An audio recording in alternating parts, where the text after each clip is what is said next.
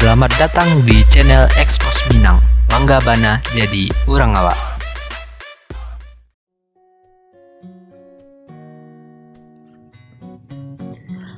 Payakumbuh 50 Kota adalah kawasan yang banyak menyimpan serpihan surga. Tak hanya masyarakat dan budaya Minangkabau yang masih terjaga, pemandangan alam dan kondisi geografisnya juga tak kalah indah. Kali ini Expos Minang mau sharing sebuah spot liburan, atau lebih tepatnya tempat santai melepas stres yang lagi ngehits di Sumatera Barat saat ini. 20 menit dari kota Payakumbuh, tepatnya di Tanjung Haro, Sikabu-Kabu, Padang Panjang. By the way, sekedar informasi, wisata ini bersebelahan dengan panorama kayu kolek yang sempat viral beberapa waktu yang lalu.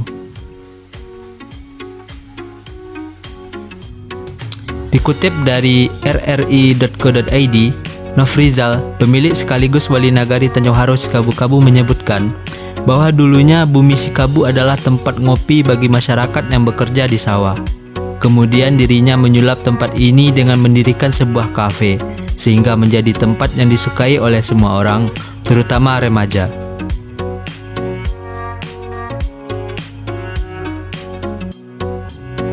Hamparan sawanan hijau serta pemandangan Bukit Barisan mampu memanjakan setiap mata yang memandangnya, apalagi saat disaksikan di pagi hari. Awan tebal yang masih menggumpal bak samudra yang disajikan dari atas gunung.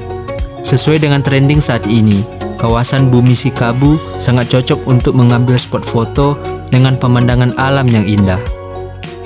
Jadi bagaimana teman-teman, tertarik ke Bumi Sikabu? Sekian dulu Expos Minang kali ini. Jangan lupa tinggalkan jejak teman-teman di kolom komentar. Dan salam dari Ranah Minang. Oke, terima kasih.